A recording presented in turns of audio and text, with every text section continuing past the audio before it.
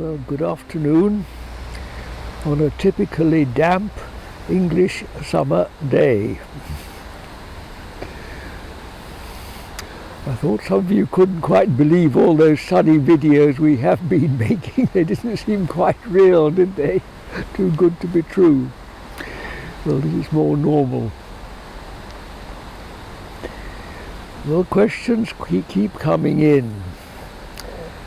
And I begin to get to the point of really wondering what's the point of trying to answer some of these questions.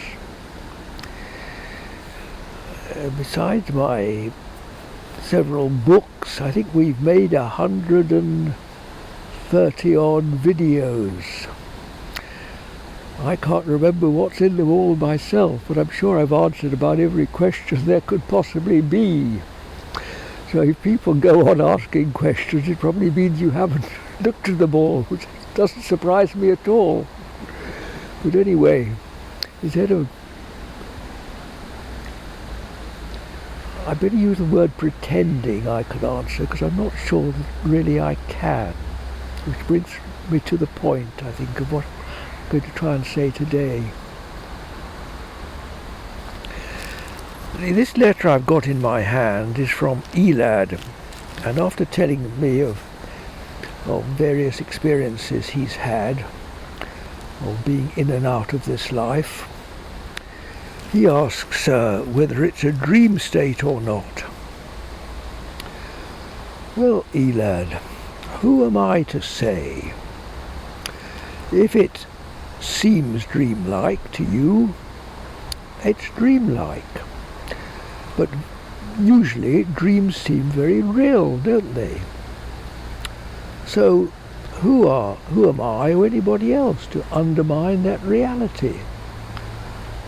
To say that all life is a dream, ha, what good does that do you? It's real enough when you're in it, isn't it? Why fool ourselves? So what's really the point of attaching a label to life? It's real or unreal. So what? You've still got to live it. There's no avoiding that. You're still going to weep your tears and laugh, have good days and bad. We'll find out soon enough, maybe. So I'm not going to even hazard a suggestion as to, except just to say what's real is real, if you believe it. If it's real to you, it's real. Never mind whether it's real to the person down the road. He's got his own reality. And then you end your letter saying, sometimes I'm tired of being, tired of not being awake. Sometimes I am tired of not getting to the end of the... not getting at the end of the road. Well, that's a genuine enough plea. Well, I can echo that. So why is life such a long, weary progression from one unknown to the next? What's it all about? And here I feel on slightly firmer ground. Because in my experience, just pause for a moment as some passers-by pass. In my experience, life is a long schooling in being humbled.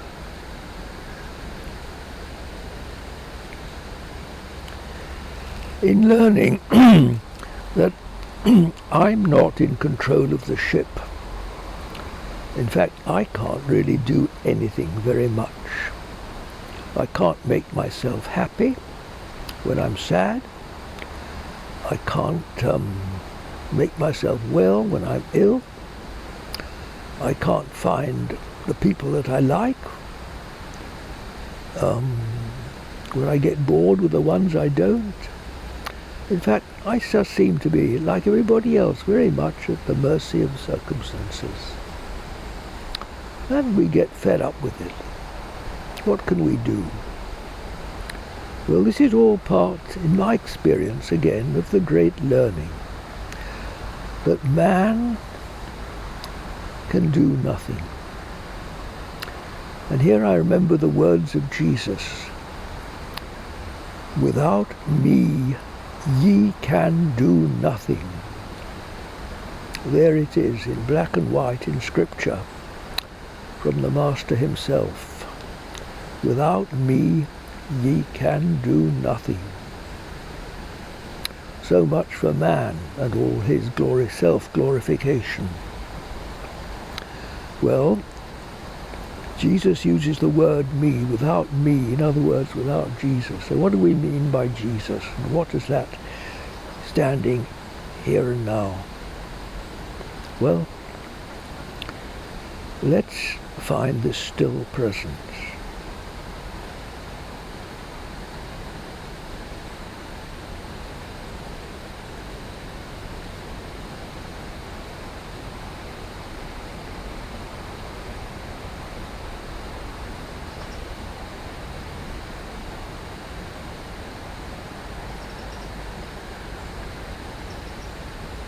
Now I can hear a waterfall just over to my left.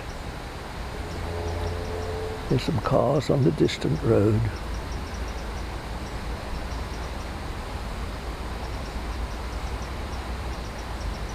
The waterfall keeps falling. The cars keep moving along the road.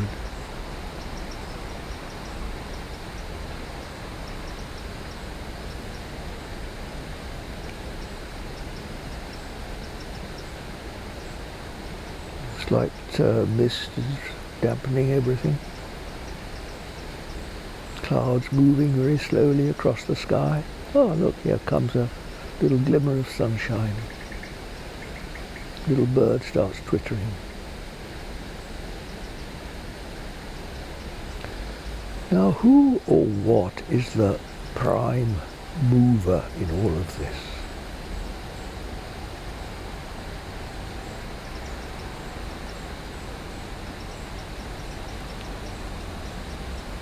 And if we don't know how to answer that, well,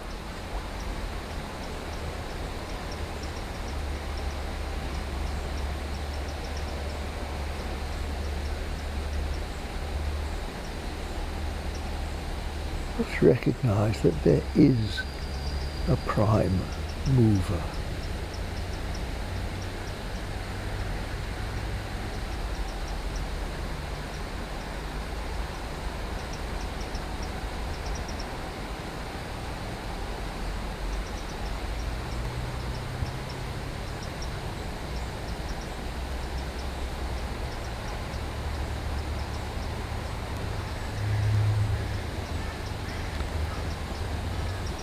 And it's in our surrender to this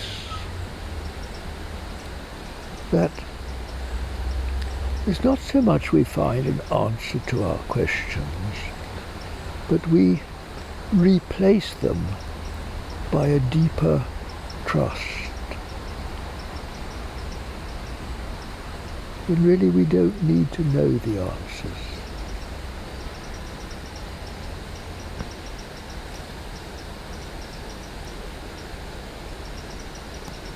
And dear Elad, tired of not being awake. My dear, what do you know, or what do I know of being awake? You and I are but little children, dear. If we knew what it was to be awake, we might explode, mightn't we? Or be burnt up in a frazzle of light beyond our uttermost conception. You and I are little more than worms, with a worm's eye view of reality, hidden among the things of this world, crawling from one object to the next, swallowing the matter of this world. What do we know of being awake? Now then, get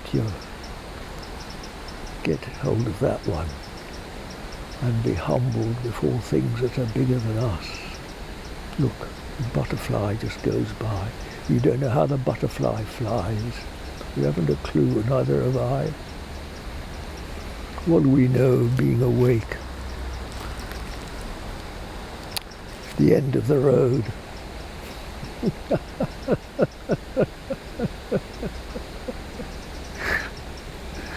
Who's ever reached the end of the road? What are we talking about? Here now, come back here. Maybe, just maybe,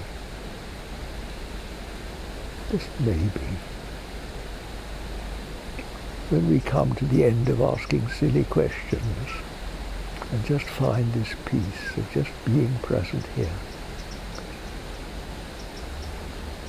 with our little brother, the waterfall over there, and our other little fellow creatures going along the road,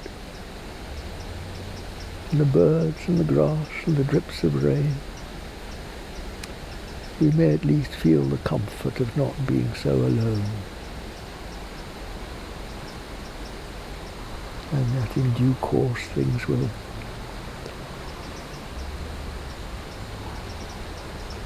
move on and bring us with them. Into thy hands, O Lord.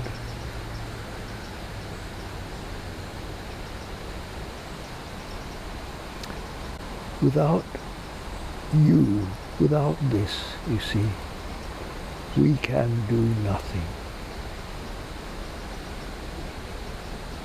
And least of all can we wake up or reach the end of the road, but only in surrender to what is present.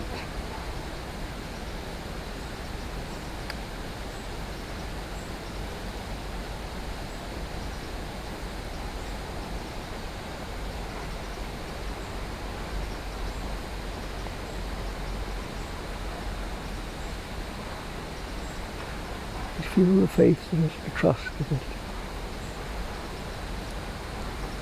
With that, let that be the blessing to you, the God that blesses you today and forevermore. Bye-bye for now. Until tomorrow.